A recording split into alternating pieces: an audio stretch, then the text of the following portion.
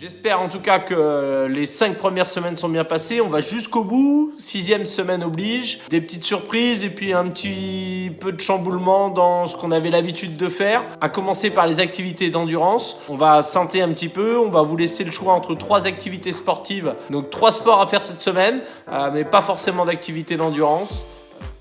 Depuis le début de l'été, on met en avant l'activité physique et sportive au sens large et pas uniquement le basket. Pour nous, c'est très important de ne pas être ultra spécialisé trop tôt. Pourquoi ? Pour 2 raisons essentielles. La première, c'est la prévention des blessures. En effet, une spécialisation précoce implique forcément les mêmes gestes, la même activité et donc souvent un risque de blessure plus important. La seconde, c'est sur la dimension psychologique.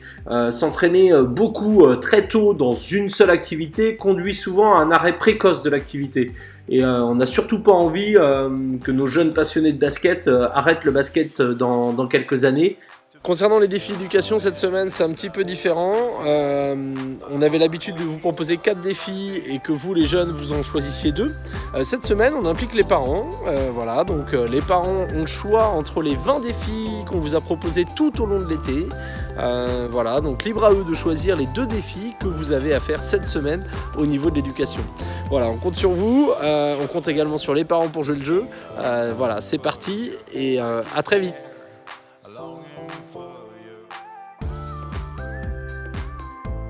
Dernier workout de la saison, toujours avec Juliette qui était là la semaine dernière.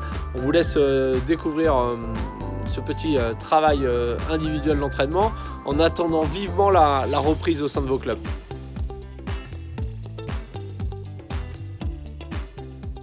Dernier quiz de la saison et on a décidé d'aller de l'autre côté de l'Atlantique, direction la NBA, voilà pour ce dernier quiz de ce programme.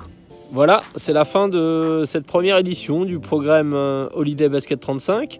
En tout cas, moi j'ai pris du plaisir à vous présenter, à vous préparer un petit peu ce petit programme. J'espère que la plupart d'entre vous l'auront suivi.